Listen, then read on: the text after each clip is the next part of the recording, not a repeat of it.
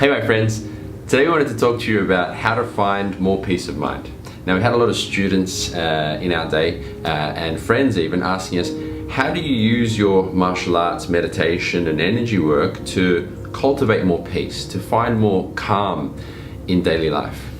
So what we're going to give you guys today is 7 really great tips that we've used ourselves to help us as well to become more balanced and focused throughout the day. I don't know if you've ever felt like one morning you wake up and you feel great, and the next morning you wake up and you just feel rubbish for no reason, or you just have this feeling of unease and like unbalanced feeling within you throughout the day. I don't know if you've ever felt that, but I certainly have. Yeah, I mean, like, have you ever just woken up feeling stressed, or have you ever, gone into a situation at work and then you feel anxiety and pressure or stress or strain? I mean, like, one of the biggest times I used to feel, I don't know if you've ever done like a public speaking event. I remember the first time I did that, I was stressed out of my mind. I like wanted to throw up.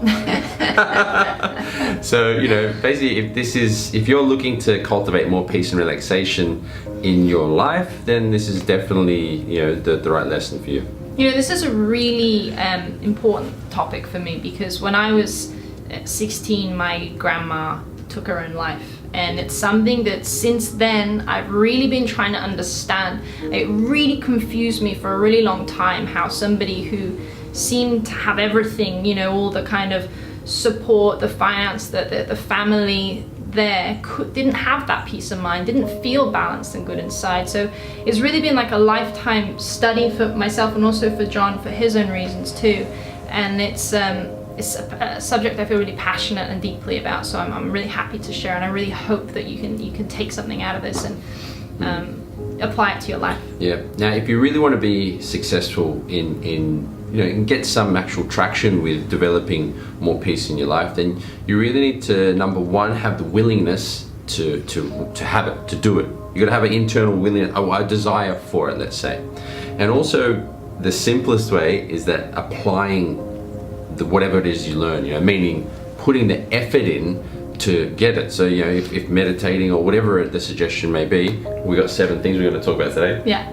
That's kind of one of them, I think. But anyway, maybe we'll get straight into that now. Okay. So there's seven different little strategies or tools that you can use in your life to really cultivate that peace, relaxation, and calm.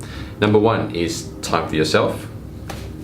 2. Number 2 is do what you love. 3 is having a morning routine. 4 is plan and prepare properly. So like, if you know you're going to go into a stressful situation, know that you're going to do it and make the preparation necessary. 5 is setting your intention and also setting your protection, which we'll go into soon as well. And 6 is be present. What do you mean be present? Like, be aware of yourself. You're gonna give me a present? Be a present to your family by being present. Boom. Be a present to you. I like that. And the last one is not to fight the feeling, but to feel the feeling. And we'll go into that one later. So let's kick it off with time for yourself. Take it away. Okay, well, with this idea, time for yourself, it's, I don't know, maybe some of you are also parents, but I know all of you have got a lot going on in your lives. And taking time for yourself is one of the most important things that we can kick the day off with, let's say, taking that time out, carving that time out and really sticking to it and saying, let's say my time is 5:30 in the morning, and at 5:30 in the morning, that is my time. No one is coming in the room. I'm going to be doing my meditation, my journaling, my morning yoga routine, or whatever it is, and it's just for you to say, this is what I need in order to bring my best game to this. Doesn't have to be 5:30, by the way. It can be. It's taking time anytime. Anytime. Like, even if it's just in the afternoon, to take time for yourself. One quote I like from Tony Robbins, one of the all-time greats of personal development, is, if you don't have 10 minutes for yourself, you don't have a life. And I think that's true. So finding, whether it's at 5:30 in the morning, taking time for yourself, or whether it's just in between activities, like you drop the kids at school and literally take yourself half an hour, 10 minutes, 5 minutes to just chill, read, whatever it is, and take that time for you. Yeah, it's like you're investing some love into yourself in a way. Yeah, and I think also not to feel guilty about it, because it's really easy to kind of be like, I've got so much to do, and if you do feel like I really need a break, then you're kind of feeling guilty because I know I've got all this stuff to do. Well, taking time for yourself and being a better person for yourself and for your family and for your community and for the world is part of your task. You know, it is one of the things that you need to do. So I think really give the credit where it's due for taking that time. In the last decade of helping people in our clubs, because we've normally had actual studios and clubs where we help people with this stuff. One of the biggest things, especially parents, is that I want to take more time for me. I don't have enough time for myself. And just because they're not taking that time for them, it really affects you, because it's like everything's given out. Yeah. All your energy is given to everyone else, so then you kind of feel drained, and then you start to get a bit of resentment that, I'm doing all of this for them, and then it burns even more energy because you start getting into a negative thought pattern. Yeah. So just taking time for yourself. Yeah. It's key. Key. Key. Doesn't anything that you like. Key. It's key. Okay. Do what you love is the second thing. Doing what you love. Take it away. Doing what you love. Doing what you love. Doing what you love. For example, anything that you enjoy. Like if you want, you can just grab a pen and paper right now and just write down things you enjoy. We've done this exercise many times. It's a very simple one, but it's an interesting one to do, because you'll find there are so many things you love to do, like dancing, writing, reading, playing, drinking, partying, whatever they are. But a lot of the time we just forget to do it. It's kind of like, it's links to taking time for yourself, and you're going to find all of these 7 have integration with each other.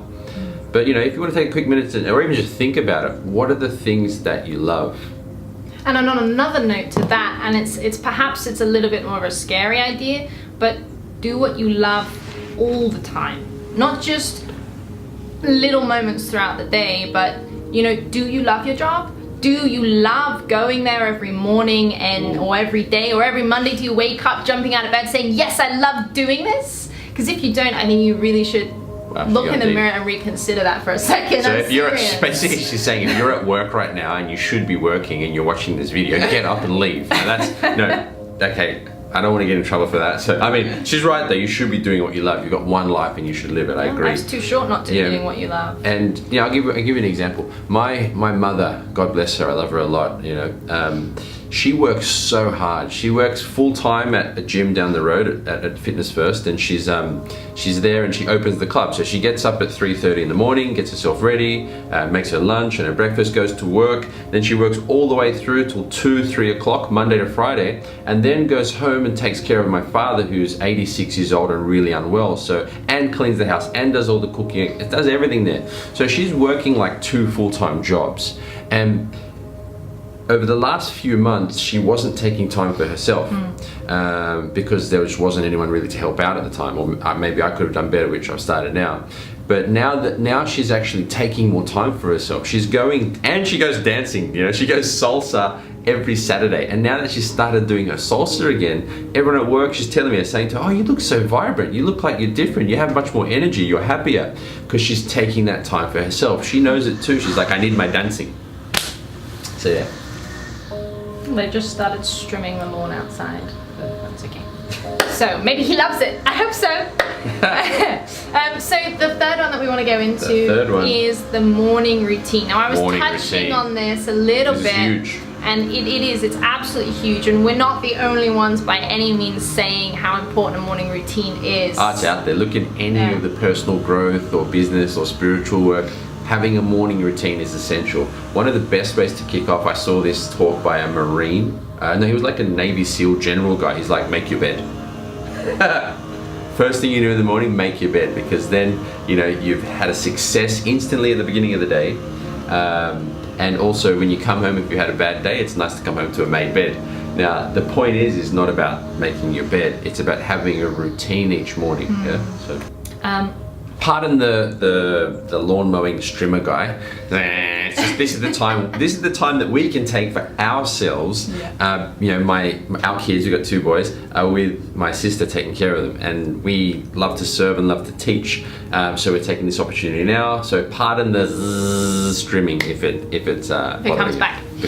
Okay, so this idea of morning routine. Yes. essentially this, like we were saying, it sets you up for the day. It brings you the vitality and the strength to kind of whether or not you get your blood circulating. Yeah, and look, it can be anything because everyone's different. There's so many different types of people that we've met in our lives and that we've worked with, and some people might want to exercise, some might want to read, some might want to meditate, some might want to journal, others might want to do some burpees, some might look, whatever it is have a routine which kickstarts you into the day. If you can get some exercise, that's the best. You know, sweating is amazing. Get yourself sweating, even if you just do like 10 burpees or 30 star jumps, because sweating, you know, releases the stress hormone, the cortisol, and increases the endorphins, making you feel good. And John and I are quite different. I mean, his morning routine is he'll wake up at like 4:30, maybe 5 o'clock, but most of the time it's like 4:30. He's out of the door, he's got his shoes on, he's going for a walk or he's going for a run in the dark. And do my kung fu, you know? He goes to the park with no one else is there, and it's like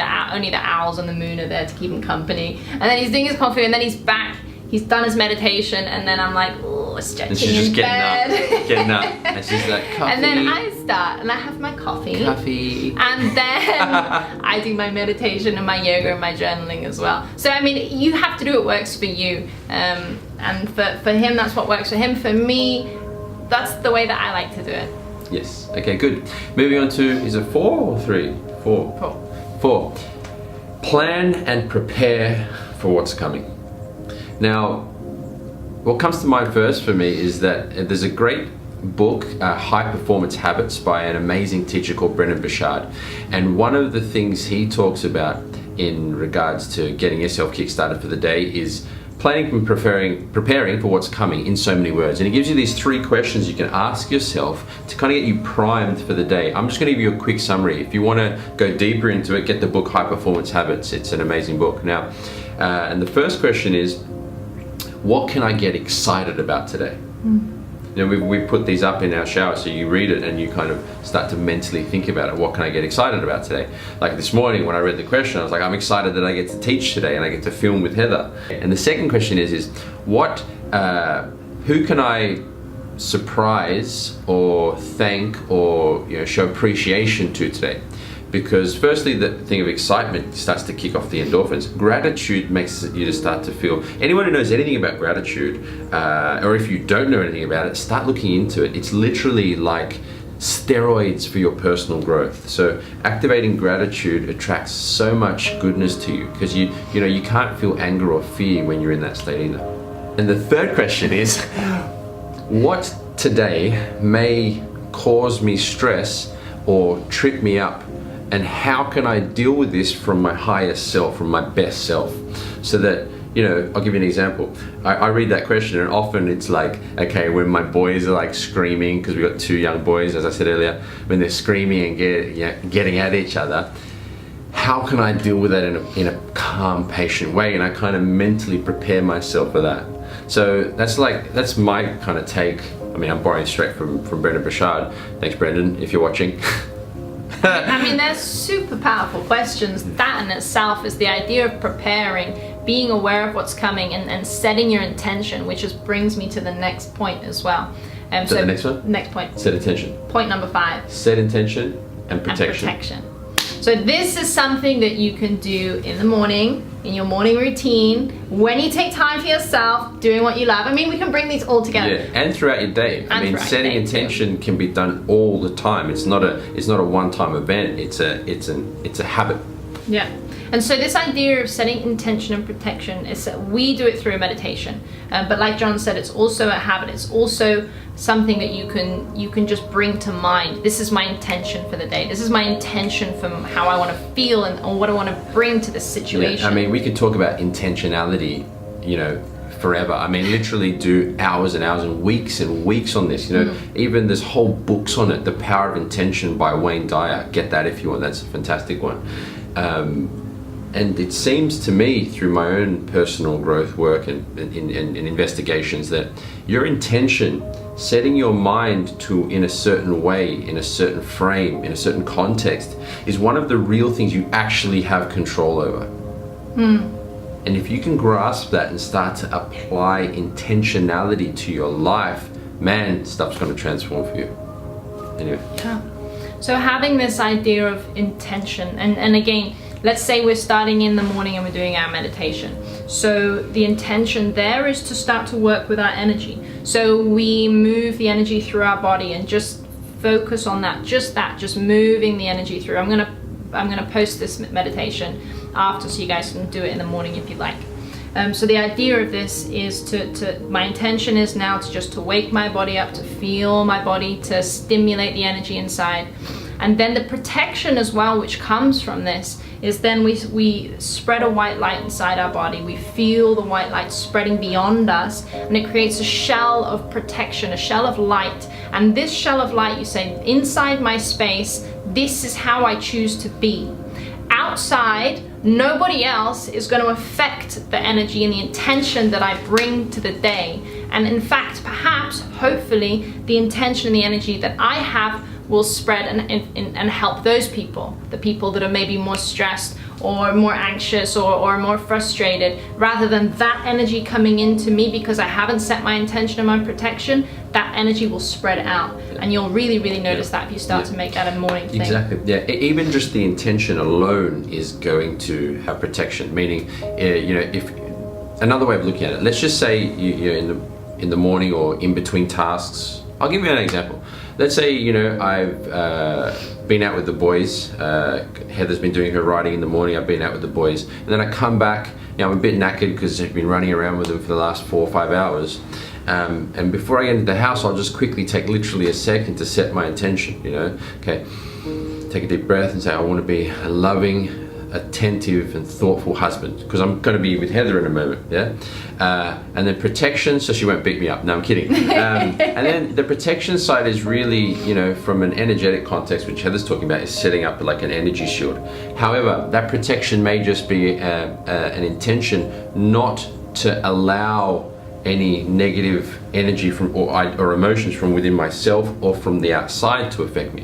So it can be very simple. It can be on the fly, or you can even do it, in between tasks if you can take a minute, or maybe you've been writing for a while, then you take a break and, take some deep breaths, set your intention now for your next task. My intention to be with my kids is to be very present, yeah, and the protection is the intention in itself and mental energetic shields, or the wish to be positive, anything like that. Good. And so John's point there, be present, is bringing us to our 6th point. Point number 6. Point number 6. Be present. Be present. So this idea of being present, it's again like Eckhart Tolle, Power Now. It's Power Now. It's an amazing book as well. Go read that. It's not something that's new, but it's something which is so powerful. It's new and it's ancient. I mean, all of the great avatars of our time have in one way or another asked us to be present or mindful or aware or conscious or Zen mode or Satori, or, the myriad of ways that you can say to be here and now. Because let's be honest, if you're stressing about something or you're angry about something, where are you feeling that? Is it right now in the moment? Unless I'm beating John up, then he has a right to be angry and stressed. That's okay.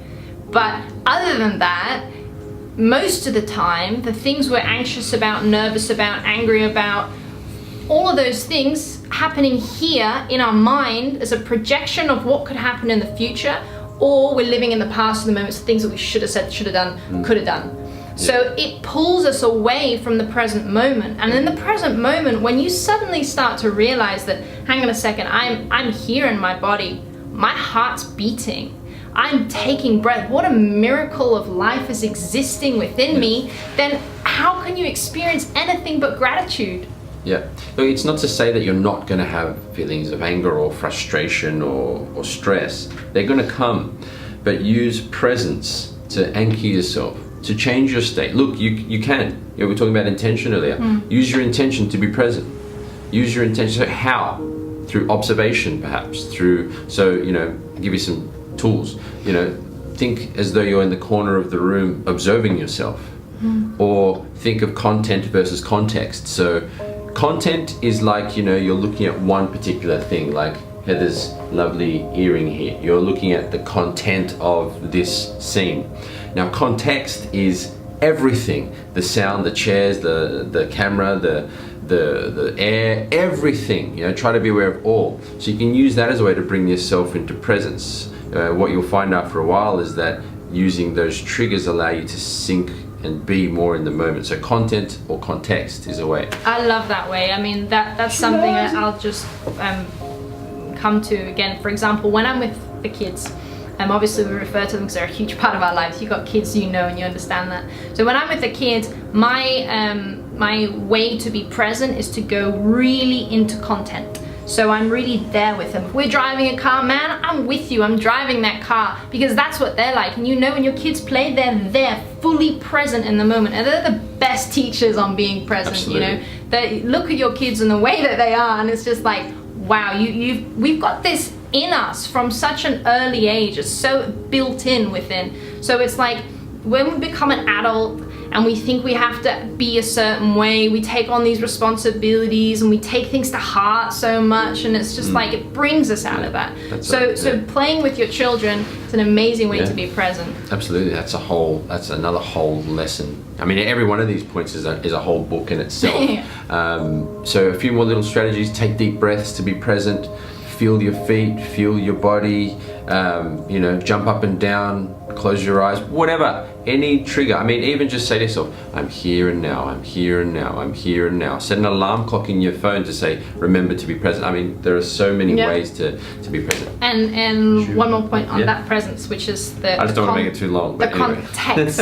So the way that I work with context is, let's say, going for like a 5-10 minute walk, and that walk is an observation walk, and you observe more of the things that are around you. You're more present. You take in the things, like if I'm walking from A to B, I'm focusing on B, right? I want to get here, and maybe I'm not present from the pathway along there. So the observation walk is a real act of presence to being, okay, I don't care where I'm going, I'm just kind of moving myself, I'm being aware of the air, of the leaves, of myself, and all the noises around. That's awesome. That's awesome. When Heather just reminded me of that exercise, I haven't done it for ages, but so many flashes of observation walks have come to me. Like what came to me was when we often do that in our workshops and retreats. And the last one we did is in Cyprus, and I remembered this group of like 30 people all walking in an observation walk state, slowly, consciously, and everyone coming back just feeling high. Literally, you know, as though they'd all gone off and smoked a joint and come back super high. I think so. Maybe I think some of them might have. Okay, so last one, the 7th tip is don't fight the feeling, feel the feeling. Now this is an interesting one, because a lot of the time when stress or strain or worry or fear or anything which is disturbing your peace comes up, we'll fight it. And the problem here is that what you resist persists. This, let's say, negative perception to what's happening. Let's say they've got some stress here, and I'm like, I don't like this stress, it's no good. Sorry about that. My alarm's saying, yeah, be present, literally. I should show it to you. Anyway. So, because if you give a negative energy or intention, or you resist something, by your own nature you're actually feeding that vibration. So rather than resisting the stress or the strain, literally be like, okay, you're there, don't fight it, experience it. It's not gonna kill you, you'll survive. Just be there with it and experience it. Don't label it, don't judge it, don't hate it, don't love it, just experience the feeling. Look, what John's talking about is really, really powerful. I was having a chat with a lady in Cyprus the other day, and we were talking about this idea of observing your thoughts. And a lot of the time when we have thoughts, like perhaps some of the thoughts that come to us are of anger towards somebody, or about stress about a situation, whatever the thoughts might come, we don't want those thoughts. We're like, I know I want to be present and loving and kind, but why does this thought keep coming to me about wanting to like punch the person in the face or something? So that if you try and fight this, it doesn't happen a lot.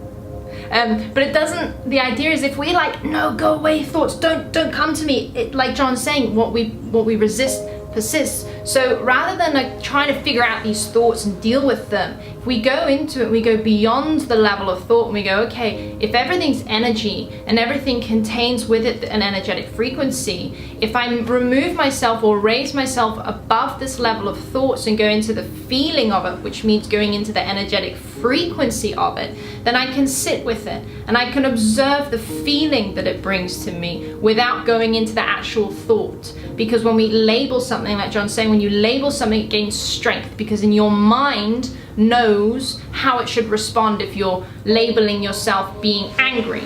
So if you go into the energetic feeling of anger and you just sit with it and you experience it, then you don't resist it as much, you allow it to play out, and then you say, okay, thank you, now please take this away. So, surrender. Yeah, surrender, that's a whole nother topic as well. Well, you know, that's the idea there, is to not fight it, feel it out, because it has, let's say, a certain amount of energy. Perhaps this stress or anger or fear has a quantity or energetic quantity of 100. And if you fight it, it's like you're not allowing it to fully express itself, so it's like leaking at a slow, longer rate. But if you just experience it, it'll fade itself out. It'll spend its own energy. I mean, there are so many ways to approach thought forms and energetic fields, but what we're talking about here is don't fight it, let it actually fade itself out. Look, and if you want to do it quicker, if you're feeling angry and you're constantly angry throughout the day, it's probably because you're not being angry enough. I know that's a bit counterintuitive because you want to be peaceful and calm and all that, but go to your room, close your door, and be a crazy person for a minute and just beat the pillow and scream and yell and go, damn the politics and this and that and whatever it is. Let all of that energy out, and then you realize, and it's spent, it's gone, and then let it go. Yeah. You know, I mean, like a vacuum of energy that builds up, and this vacuum gets full and it has to come out. So we go, okay, I observe this, I realize this, I see this, I feel this happening inside me. This anger is starting to boil, or this stress is starting to boil. I see this. Okay, what do I need to do to make sure that it doesn't boil in the wrong situation by an external trigger? I need to do it. Take myself out. I need time out for myself. Time out's important. I mean, don't go beating anyone up. Go to my room and just experience it, feel it, surrender it, and be grateful for this opportunity. Yeah, and you know, there is ways to do it. I mean, you can lie there and kind of sit there with it in a meditative state if that's your thing, or you can just beat the pillow, like, you know, because you saw Heather was like, feel it, and I'm like, you know, punch the pillow. You can do it in the yin or a yang way, depends how you feel. All right, awesome. So, in summary, there was 7 things there we spoke about. I might just grab this paper here we were using. Number 1, time for yourself. Number 2, do what you love. Number 3, morning routine. Number 4, plan and prepare for what's coming. Set intention and protection. Remember that meditation is going to be posted as well, so you can follow on with that. Be present. Number 6, and the 7 was don't fight the feeling. Feel the feeling. Well, you know, if you are still watching this video, thank you very much. We really appreciate it, and good on you as well for actually bothering to listen to all of this. That shows that you have the wish and the will to grow, to change and evolve as a person. All right, so thanks very much, everybody. Thank you. We honor you, we love you, and many blessings. Thanks very much.